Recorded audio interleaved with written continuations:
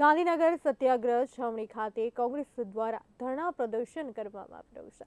લોકસભામાં સાંસદ સભ્યોને સસ્પેન્ડ કરવા બાબતે ગાંધીનગરમાં કોંગ્રેસ દ્વારા ધરણા પ્રદર્શન કરવામાં આવ્યું છે। લોકસભા સંસદમાંથી 142 જેટલા સાંસદોને સસ્પેન્ડ કરાતા સમગ્ર દેશમાં કોંગ્રેસ દ્વારા ધરણા યોજવામાં આવ્યા છે। ત્યારે ગાંધીનગર સત્યાગ્રહ છાવણી ખાતે કોંગ્રેસ દ્વારા ધરણા પ્રદર્શન કરવામાં આવી રહ્યું છે।